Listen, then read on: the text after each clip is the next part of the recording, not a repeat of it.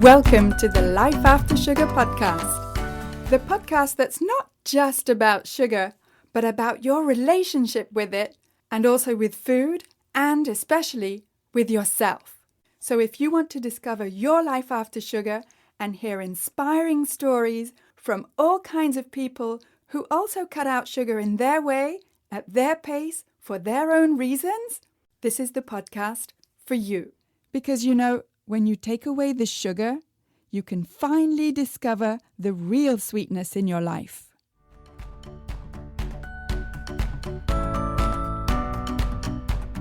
I'm your host, Netta Gorman, and in today's episode, I'm talking with Jennifer, who suffered terribly until she was diagnosed as having a gluten intolerance. And in fact, her 3 children are celiac. And cutting highly processed foods that contain gluten and also sugar made a huge difference, not just in her health, but also in her kids' health. We'll get to my chat with Jennifer in just a minute. But first, I just wanted to tell you that if you're looking for some free resources, then I have plenty for you. First, download my 5 tips to get rid of cravings. And those 5 tips may not be what you think they are.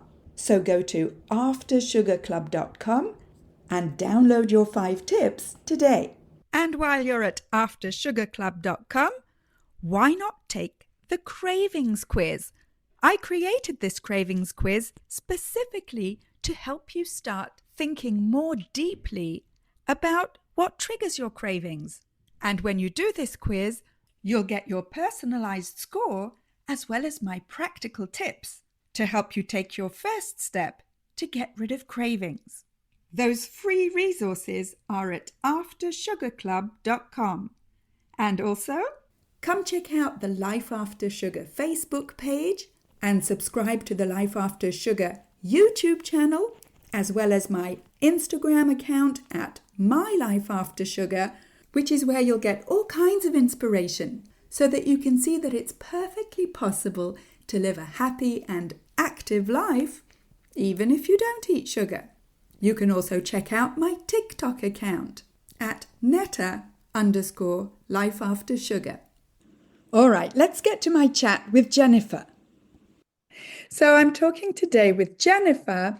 And Jennifer, can you tell us a little bit about your background with food and with sugar growing up?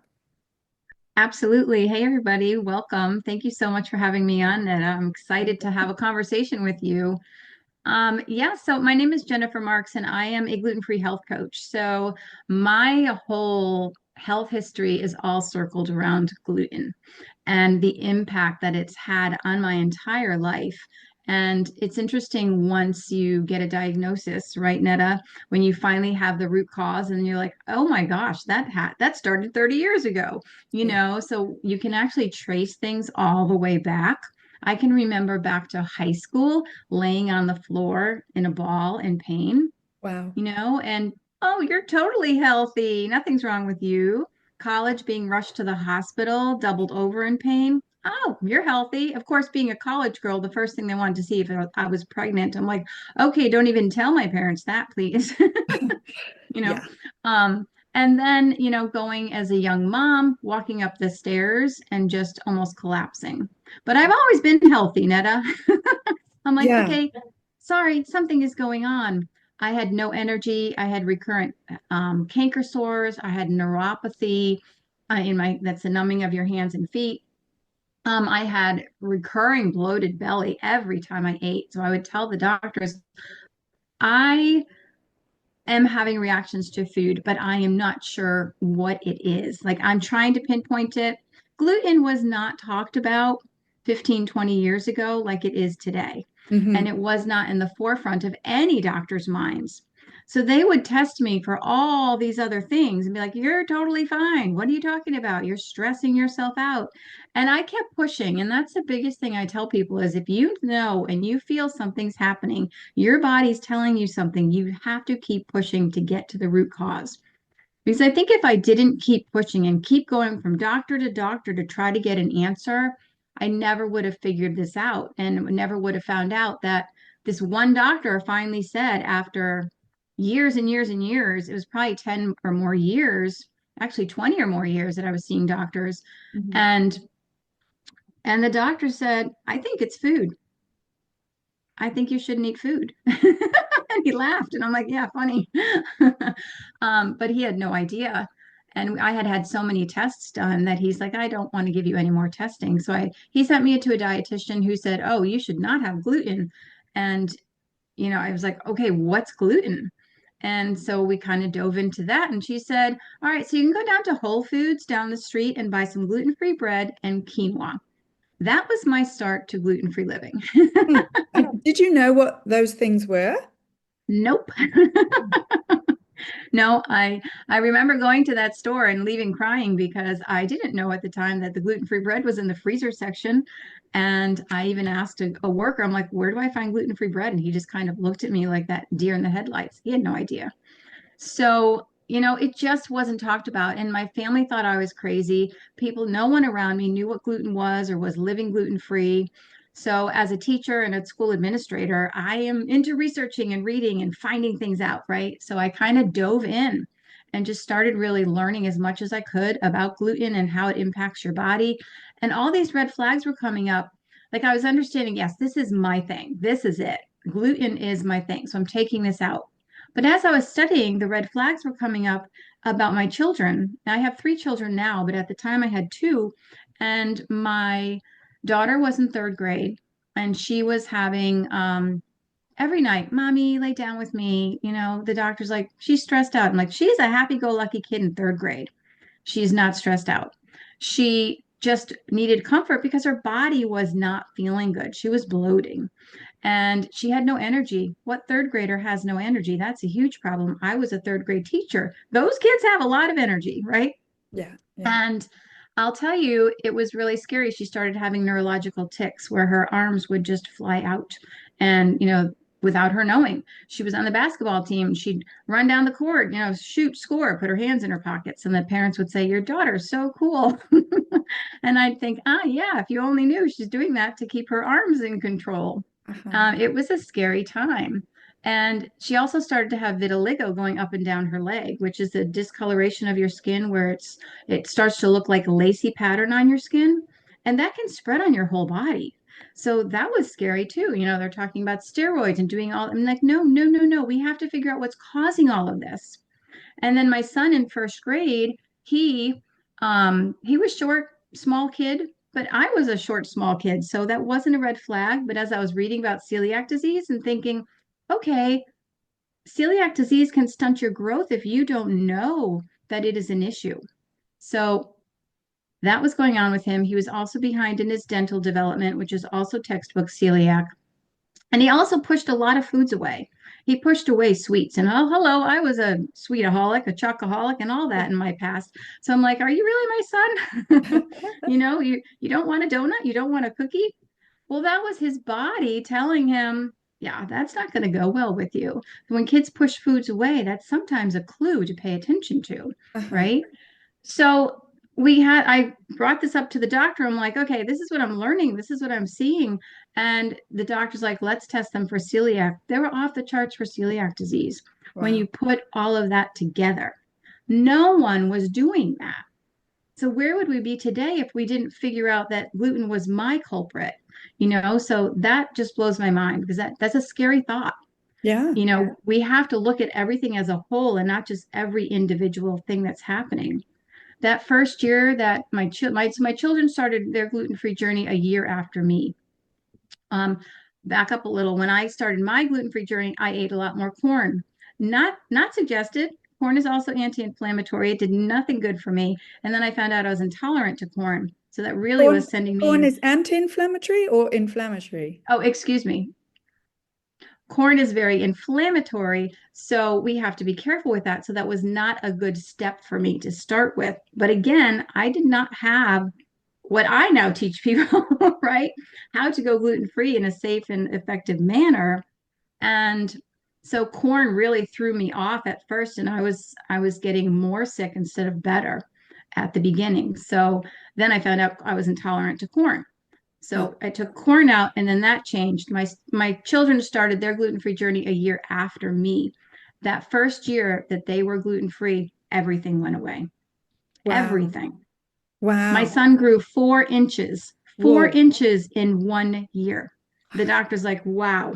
Yeah. And how many other tests did they have or other, uh, in medical interventions did they have before they were even tested for gluten? No, nothing, nothing.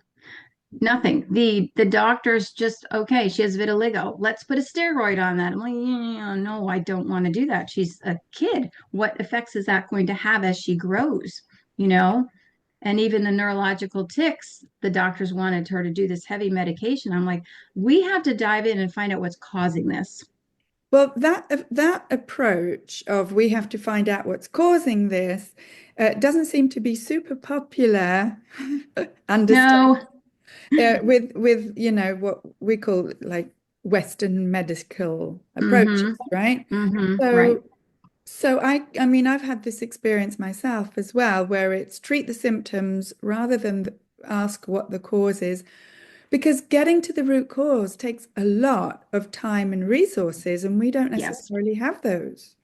Yes, yes. And that's why I dove in. So I said, okay, this is our health. And I was seeing the changes that I was going through and seeing, wow, I can wake up and zip up my jeans and they actually fit. I'm not bloated, looking like I'm 6 months pregnant anymore.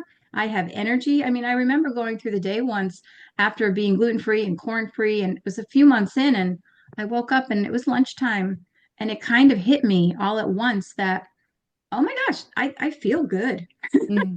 Mm. You can feel good. Like, I don't have any canker sores. My body's not reacting.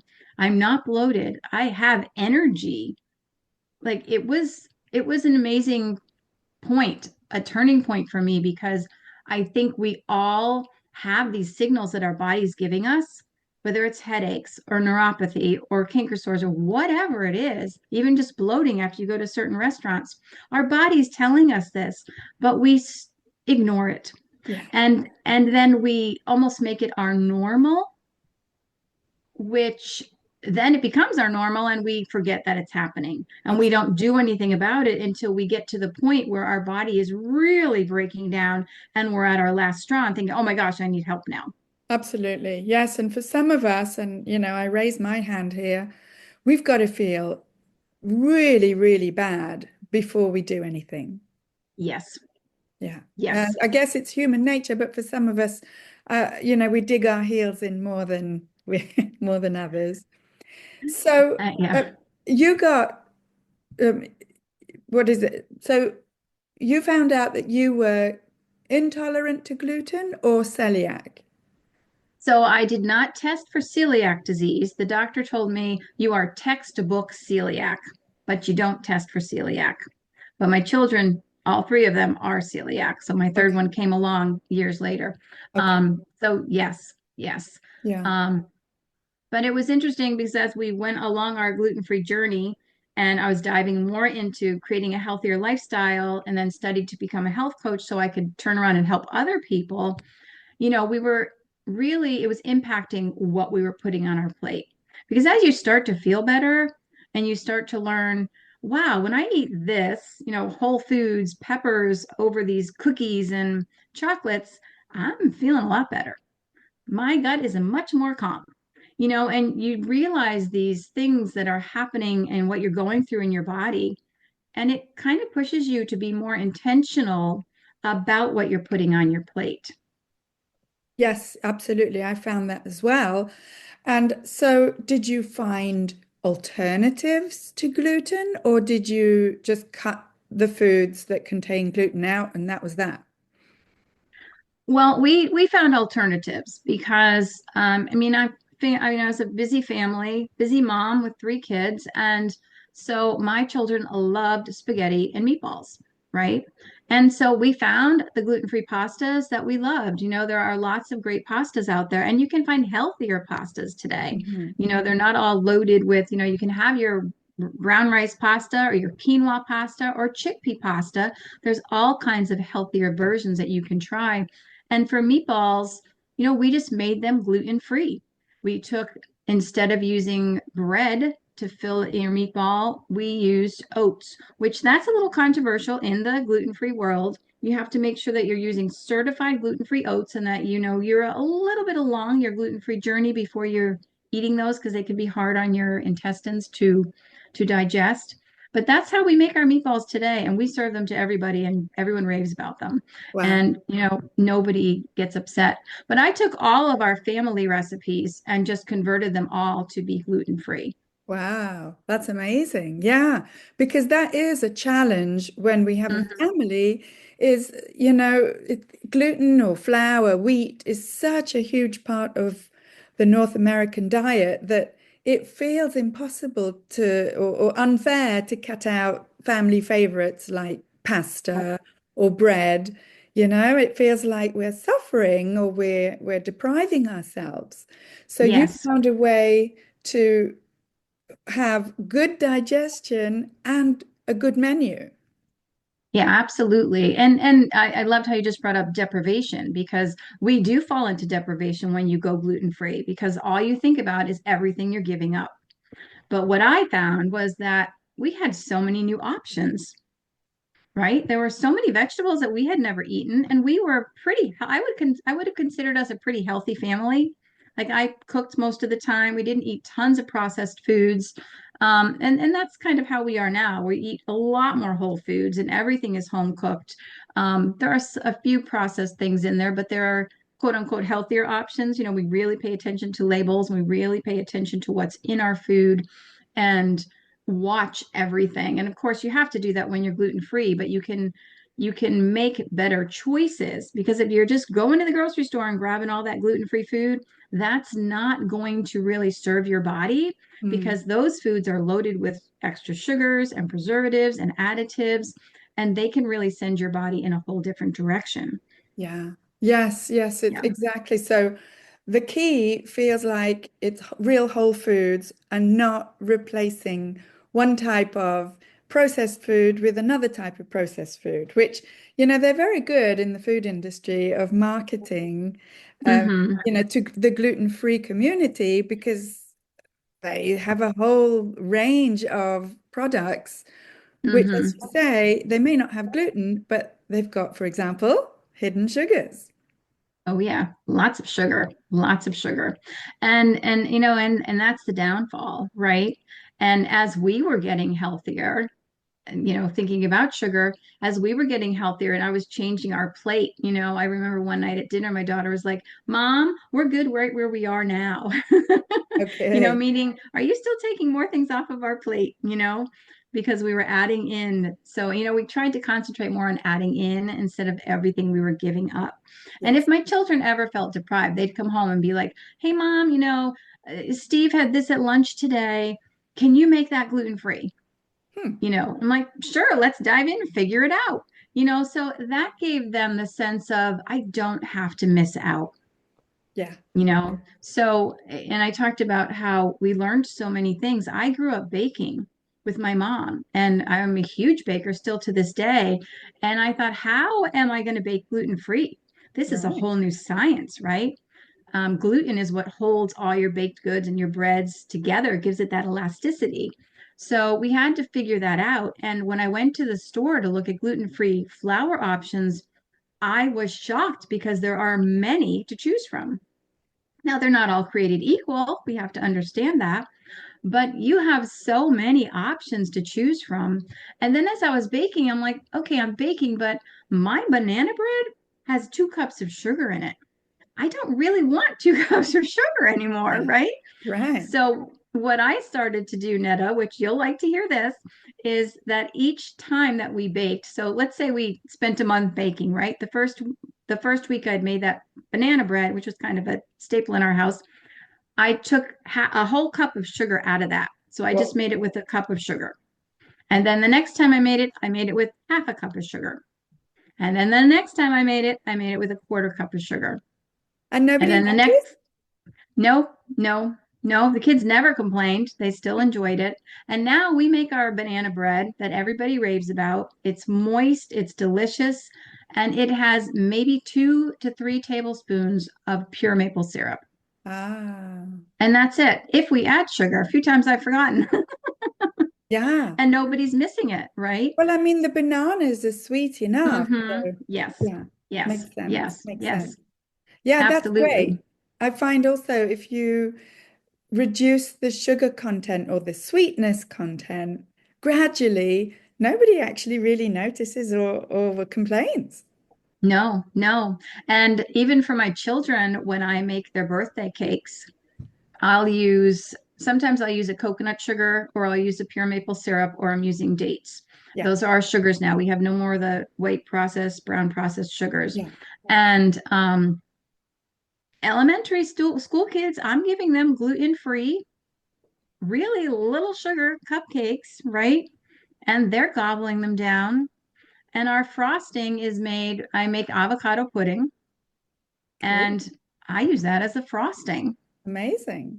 And they're like, "Oh, this is really good. Like, what is this?" Yeah. One boy said to me once, he goes, "This cupcake tasted a little bit different." And I was like, "Uh-oh, here we go." And he said, "But it's really good." And I was like, "Yes." Yay. You know, it, I was like, "Okay, we've made it. We've made it."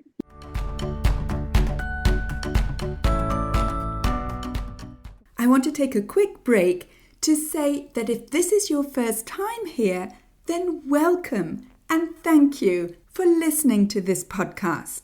And whether you're new or a regular and you haven't yet rated or reviewed this podcast, could I ask you to scroll down and tap on the stars to rate this podcast and also to write a short review to let me know how this podcast is helping you in your life after sugar.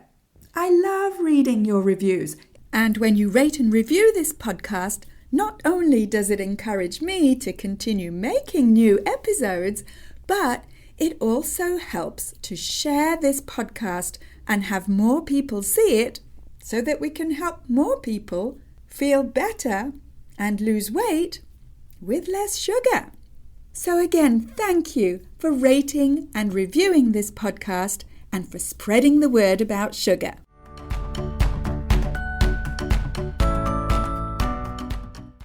But it's funny now because my children now, my two older ones are in college and grad school, and they'll when they find gluten-free bakery, they get all excited and they go and they get something, and then they always call and say, "Nope, mom, it was good, but oh my gosh, there was way too much sugar." They always say that. They don't Wow. miss it when they eat my gluten-free goods. They're like, "Yours are better." I'm like, Yeah, "Okay." I guess they've gotten used to a lower level of sweetness all round. Mm-hmm. Great. Good job, Mom. Yeah, yeah. So that's amazing. And so I personally am gluten-free for the fact that I just didn't replace flour or grains at all. Mm-hmm. Right. But I'm a mom and I didn't do that for my kid. Like she still eats regular pasta, but lately she's just turned 17 now, and lately she's been telling me that she gets bloated and a Mm-hmm. lot of the symptoms that she talks about. I'm like, I said to her, I talk to a lot of people who are gluten-free on my podcast, and what you describe sounds very similar. But because it's Mm-hmm. me and she's a teenager, she's like, yeah, no, she won't take any notice of what mom says at this Right. time of her life. So I think it's easier when they are younger. But I mean, between absolutely no grains or flour, like myself, and replacements, like you do, there is, we're both still good gluten-free, right? Mm-hmm. Mm-hmm. And so, have you found that for yourself, the symptoms that you used to have when you did eat gluten have completely disappeared? Yes and no. So we live in the real world, right? So we always have to remember there's a lot of hidden gluten out there that we really have to understand and know where to find that, right? I mean, right now we've just entered into Lent, right? For anybody who's Yep. Catholic. The Yes, host today's that you Ash get it Wednesday. Yesterday was Ash yesterday. Wednesday. Yeah. Yeah. So that host has gluten in it. It has wheat in it. So if you're in church and you take the host, I was going to church and getting coming home sick, and I'm like, why am I getting sick from church? And then I realized that and I'm like, wow, like we don't think about where gluten is in our whole world if we're not thinking about what's on our plate, right? And in terms of, making swaps over cutting all of that out, we I think it's really different for everybody, right? So depending on who a client is that comes to work with me, if they've eaten out and they've eaten processed foods their whole life, you kind of need to start with swaps Hmm. because you can't take someone like that and say, all right, we're making smoothies every day. We're going to have a quinoa salad and we're going to have all whole foods. They're going to run for the hills because Yeah. that is overwhelming, Yes. right? You need to take small steps for big rewards. So if you start with those swaps, it's okay. But what I try to teach my clients is be careful of the swaps you're making. Because if you're making those swaps for a gluten-free cracker or a gluten-free cookie, that's not going to be healthy. You need to still read that label. What is in that? And all the added sugars, yes, and all the added the preservatives and other things that are in there, and that ingredient list that is 25 miles long, put that back on the shelf. My children know if they pick up something and the ingredient list is long, they don't even read it anymore. They just put it back. Hmm. Yeah. So looking for, Looking for those kinds of things that, as a smart consumer, which hmm, generally in North America, we don't usually have that habit ingrained as a young person exactly. because we just look at the front of the packaging, right? Exactly. And it's so eye-opening when you start reading labels, and unfortunately, most people don't do that until something happens. They have a health issue and then they start paying attention. And this is why I love changing recipes for people and doing cooking classes because we can talk about what's actually in there. And I was doing a cooking class with a group of women, and we were making date balls and a healthier alternative to some of the granola and things that are out there that they're eating. And we were using coconut, shredded coconut. And I said, I want you all to go home and look at your shredded coconut when you get there and see what's in there. And I want you to look at my bag and what is in my shredded coconut. And they all looked at me like I was crazy. And I'm Mhm. like, what's in my bag? Coconut. That's all. And when you go home and read your bag of shredded coconut, it's going to say coconut, and that might not even be the first ingredient. And there's going to be 25 other ingredients in there. And you're, why do I need all that? Like I had used that kind of coconut for years. No Yeah. wonder why my body was thrown off. Yeah, absolutely. Yes. And I think it feels like from the people I've talked to on my podcast that in the US, it's even more of a challenge because we're Hmm. even farther removed from knowing what real food even is.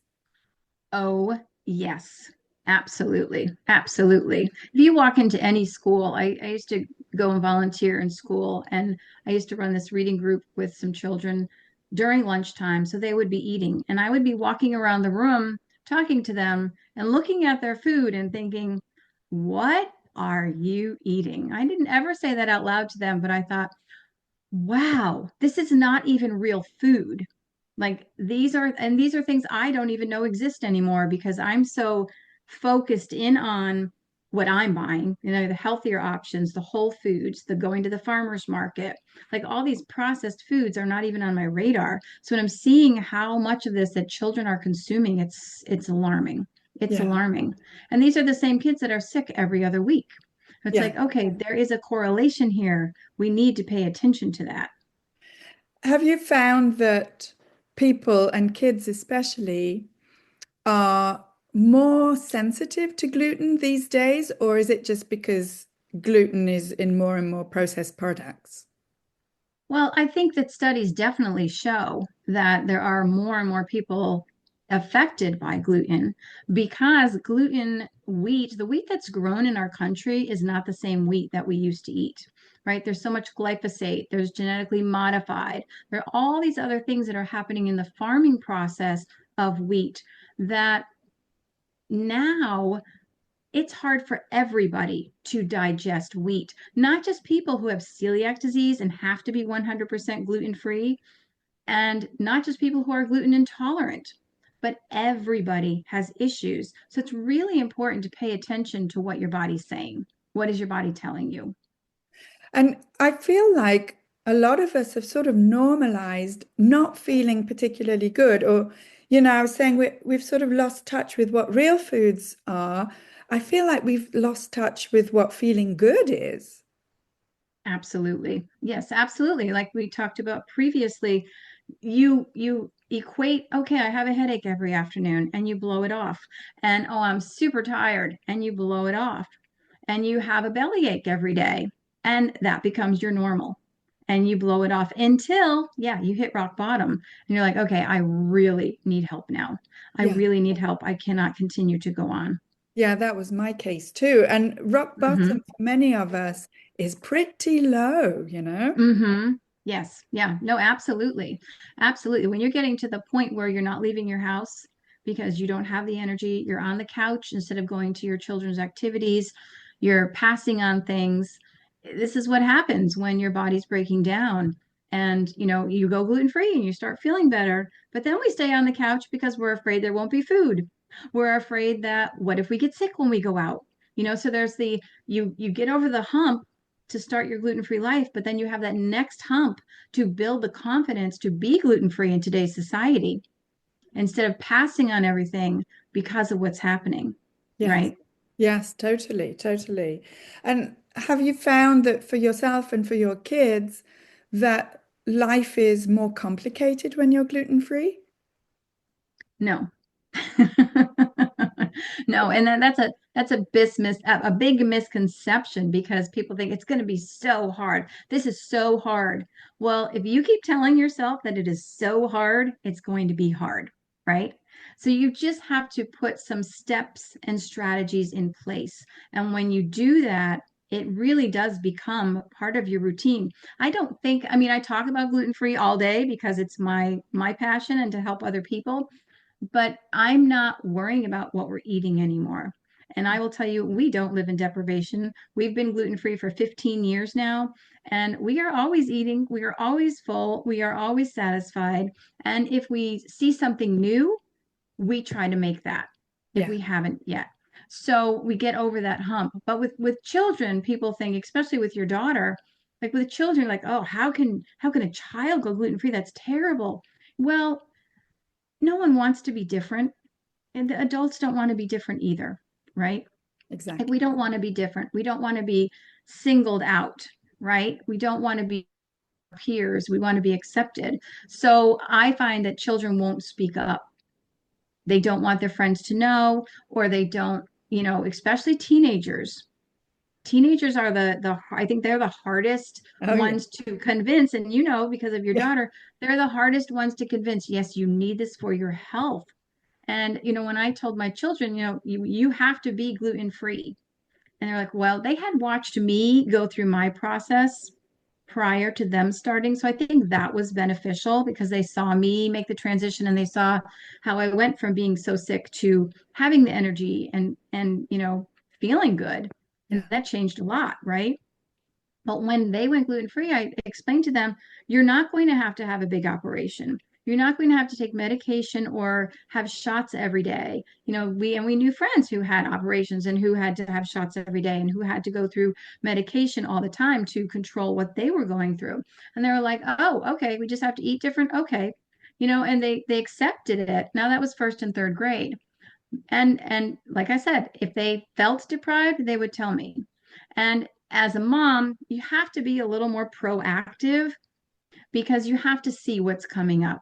Yeah. You have to, okay, they're going to a birthday party. You kind of have to plan that so they are not left out. Talk to that mom. What are they serving? What can I send that's similar to what they're eating, that's gluten free and safe so they're not left out?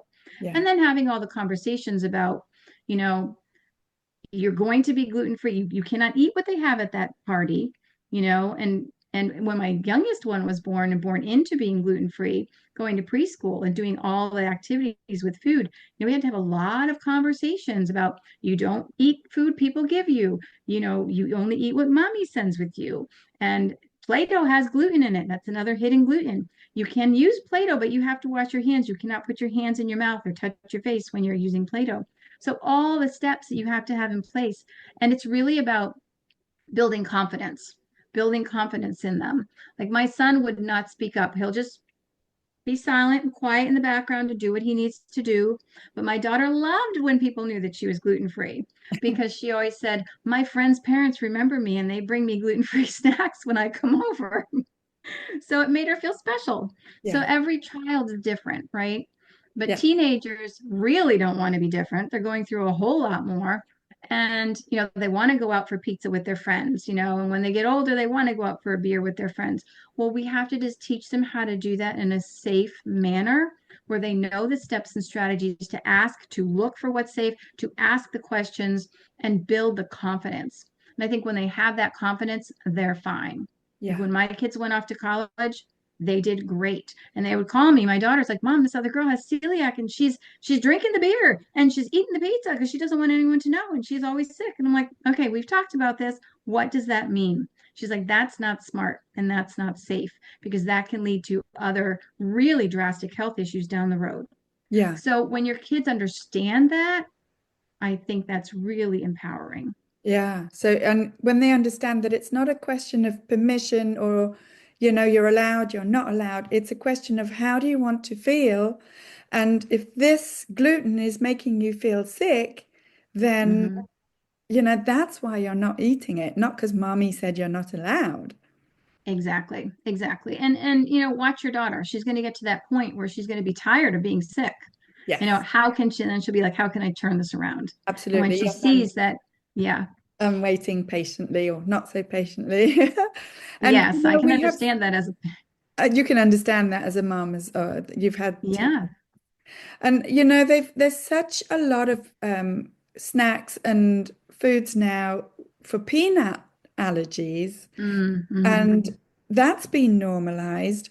And I'm kind of hoping the whole gluten thing is gonna be normalized as well, where products, or hopefully foods, not just products, will have the label to say, well, they do now, hey? They have the labels to say no Mm-hmm. gluten. Mm-hmm.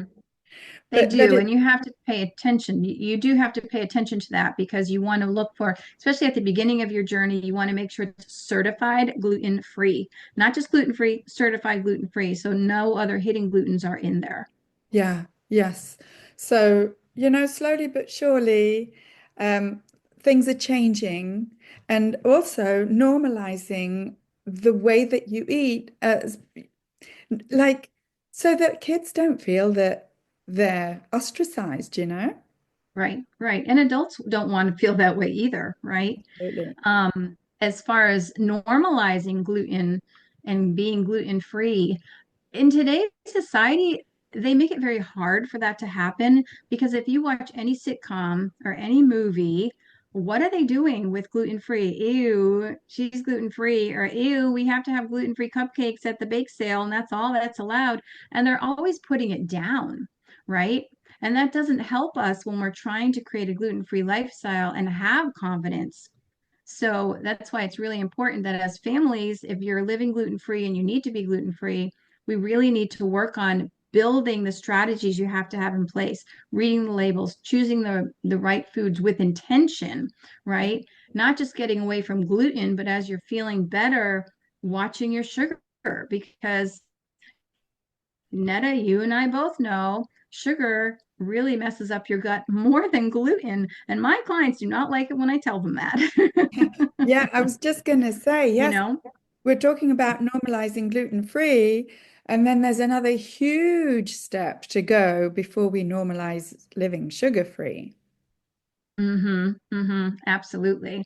And gluten really impacts your gut. It really throws your microbiome off. It imbalances your good bacteria and bad bacteria that you need in your gut. And then when you're eating gluten-free foods that are full of extra sugars, that's really throwing your gut off.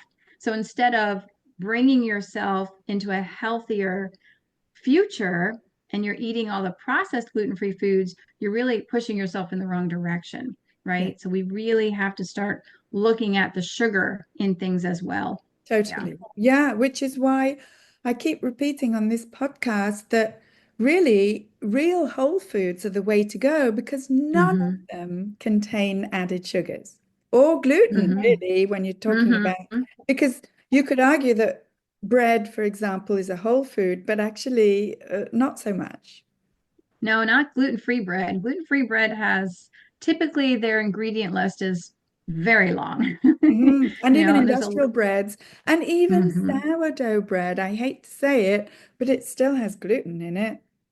Yes, that's a big misconception in the gluten-free world as well, because people think it's sourdough, it's safe to eat if you're gluten-free. No, no, no, no, no.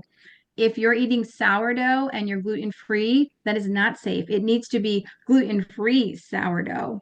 So it Right. has to be started with a gluten-free starter to be safe for you. Just because it's fermented and all, it's not going to be safe for you. It still has wheat in it. Yeah. And by safe, we mean you won't feel good after eating it. It's to do with the individual, in my humble opinion, Mhm. way more than it is to do with the actual food. Oh, absolutely. Every single person is different. Everybody is different how they're reacting to gluten, how they're reacting to sugar, and how they're reacting to whatever food they're putting on their plate. Yeah. Yeah. Yeah. Yeah. So that's why when I'm working with clients, everybody's different. I can't jump into all whole foods, like we said. You can't jump there with everybody because not everybody's there. And then they're running for the hills. They're like, this is too hard. I'm just going to eat gluten and be sick. I've done it for years. I'm like, no, we don't want to do that. So you have to take them step by step, but really making those small steps, just like we took out sugar slowly. Small steps gives you, oh, huge rewards. Totally. Totally. And if people want to get in touch with you, Jennifer, how can they do that? Oh, I'd love you to come on over to my podcast to Empowering Your Gluten-Free Growth, where we talk about finally saying goodbye to gluten so that you can create a sustainable and delicious gluten-free lifestyle. And you know what? You wake up and one day it is all routine. Ah, love it. Love it. Yeah. And you have a website as well?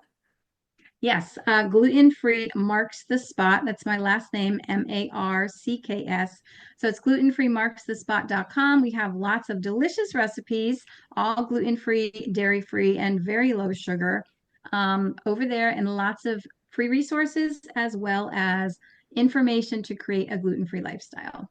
Fantastic. I'll put that info with the show notes. And thank you, Jennifer. Fascinating conversation. Very inspiring. Thank you. Thank you, Netta. What an inspiring conversation with Jennifer.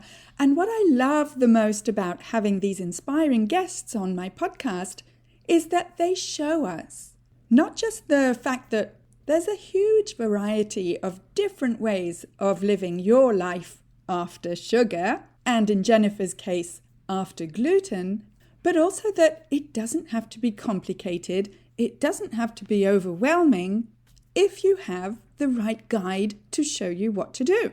And that's exactly why I created the Freedom from Cravings Formula program.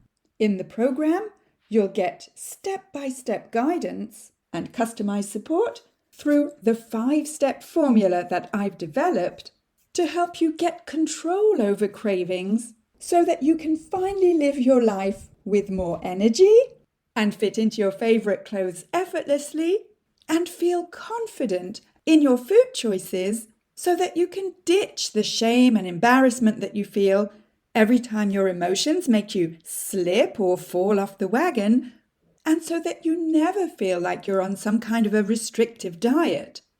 If you're at the stage of your life where you're finally ready to look after yourself, let's chat. You can hop on a free clarity call with me at any time by going to aftersugarclub.com and clicking on Program at the top. You'll also find the link with the show notes together with this episode. So go to aftersugarclub.com. Speak soon. That's it for this week. Keep in touch and see you soon for another episode.